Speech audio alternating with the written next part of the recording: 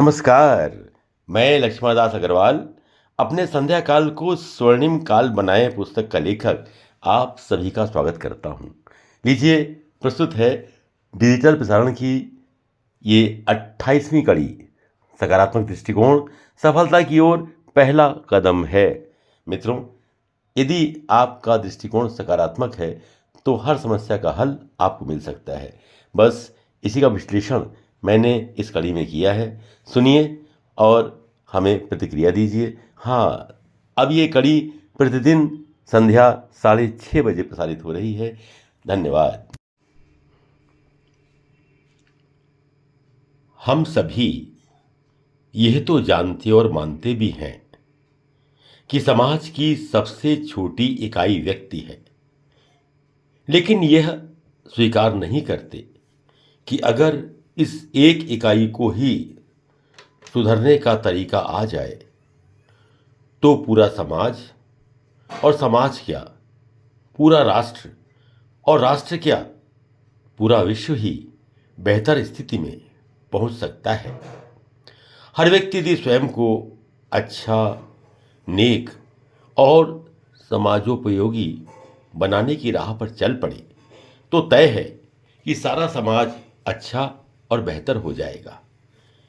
बहुत जरूरी है कि हम अपने लिए तो जो कर रहे हैं वो कर ही रहे हैं, लेकिन समाज के लिए भी हमें उपयोगी सिद्ध होना होगा, और जो भी हमारी सामर्थ्य हो उसके अनुसार, उसके अनुरूप लोकहित के कार्यों में अपनी ऊर्जा और हमारे पास जो भी रिसोर्सेज हैं उनका कुछ हिस्सा देना पड़ेगा।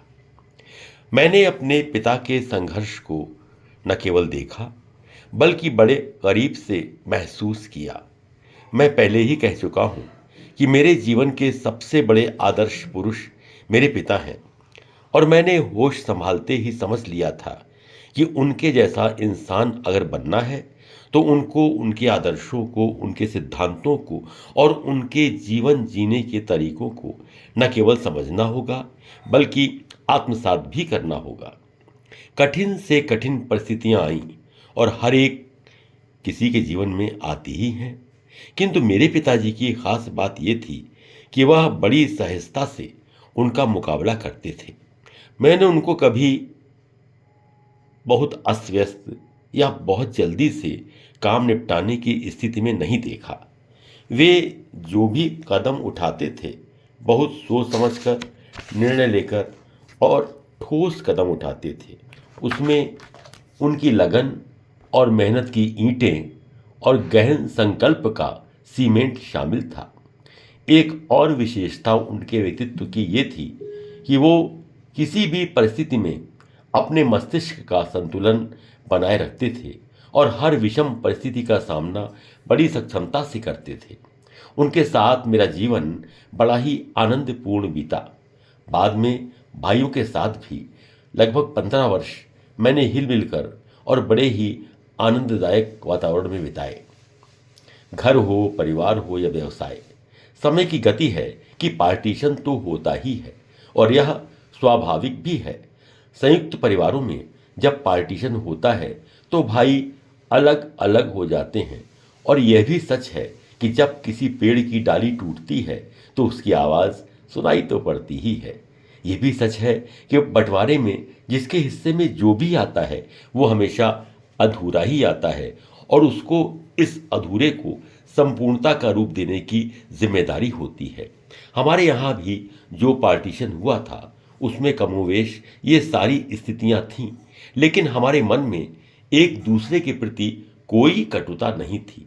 बड़े सामान्य भाव से हमने बंटवारे को स्वीकार किया था, और जहाँ तक मेरी बात है मैंने भी बड़े सहज रूप में स्वीकार कर यह तय किया कि जो कुछ भी आज विरासत में मुझे मिला है उसे अपने पिता के आदर्शों पर चलकर, उनके सिद्धांतों को अपनाकर और उनके चिंतन को आधार बनाकर मुझे अपने लक्ष्य तक पहुंचना है और अपने व्यापार को पुनर्स्थापित करना है। भाइयों के साथ जब मैंने काम किया था तो हम सबकी मेहनत, साथ और सहयोग ने उस काम को अंजाम तक पहुंचाया था। उसी मेहनत और लगन को मैंने अपना आधार बनाया और अपने व्यापार की पुनर्स्थापना की। यह मैं बता ही चुका हूं कि हम पहले इंडस्ट्रियल यूनिट थे जिसे आगरा में यूपी की अलमारी का रेट कॉन्ट्रैक्ट मिला था। मैं बता ही चुका हूं कि पार्टीशन में मेरे हिस्से में न मकान आया था, न काम करने के लिए दुकान या व्यापार। और इस चुनौती के साथ 5 बच्चे, उनका लालन पोषण, उनकी शिक्षा दीक्षा, ये सब भी शामिल था। लेकिन आत्मबल मेरा सबसे बड़ा सहारा था और मैंने इस चुनौती की समस्या का सामना इसी आत्मबल से किया। मैंने कभी एक पुस्तक में एक छोटी सी कहानी पढ़ी थी। मैं उसे याद करने की कोशिश कर रहा हूं। एक व्यक्ति एक जहाज में यात्रा कर रहा था, पानी के जहाज में। संयोग से बीच सागर में जहाज क्षतिग्रस्त हो गया और बहुत कोशिश करके भी जहाज को बचाया न जा सका। जहाज के जो यात्री थे, उनमें से जिनको जो भी साधन मिला उसका सहारा लेकर वो जान बचाने के लिए सागर में कूद पड़े। उस व्यक्ति को और कुछ तो मिला नहीं, लेकिन एक तख्ता मिल गया। उसने उसी को गनीमत समझा और उसे कस कर पकड़ लिया। हालांकि किनारा बहुत दूर नजर आ रहा था, बल्कि नजर भी नहीं आ रहा था, लेकिन उस व्यक्ति ने सोचा कि किसी तरह जान बच जाए और किनारे पर पहुंच जाऊं तो मैं अपने घर, अपने बच्चों के पास पहुंच जाऊंगा। और उसने ये सोचकर उस तख्ते को कस कर पकड़ लिया, आंखें मूंद ली और अपने को लहरों के सहारे छोड़ दिया।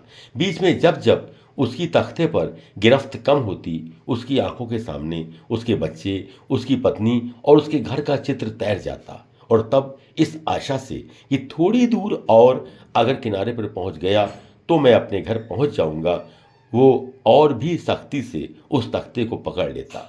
लगातार 3 दिनों तक बिना खाए पिए, बिना सोए वो तख्ते के सहारे तैरता रहा और बीच में बीसियों बार जब जब उसकी गिरफ्त कमजोर होती, अपने घर और परिवार से मिलने की चाहत उसकी पकड़ को और भी मजबूत कर देती। आखिर वो किनारे पर पहुंच गया और बेहोश हो गया। जब उसे होश आया तो वो खुशी से चिल्लाया, मैं बच गया और अब मैं अपने परिवार से मिल सकूंगा। ये कहानी मैंने बहुत पहले कहीं पढ़ी थी, लेकिन कहते हैं ना कि अवचेतन आपको, आपके कार्यों को बहुत प्रभावित करता है। इस कहानी में छुपा जो प्रेरणादायक संदेश है वह मेरे अचेतन में हमेशा के लिए स्थायी हो गया और मैं बंटवारा, भाइयों का साथ, आधे अधूरेपन की कसक, सब कुछ भूल कर एकाग्रता के साथ अपने व्यापार और गृहस्थी पर केंद्रित हो गए और दोनों को ही मैंने पुनर्स्थापित कर लिया। मैं अनुभव करता हूँ कि सकारात्मक दृष्टि लेकर कोई भी कार्य किया जाए तो आप सफल होंगे ही होंगे। के लिए एक स्पेशल ऑफर। इस किताब की मार्केट प्राइस 500 रुपये है, जिस पे आपको मिल रहा है 40% डिस्काउंट, यानी कि मात्र 300 रुपये में with free delivery at your door step.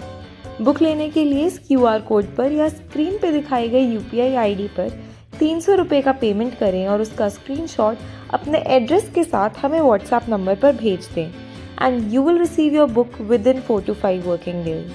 Thank you for your support. Please like, share and subscribe this channel.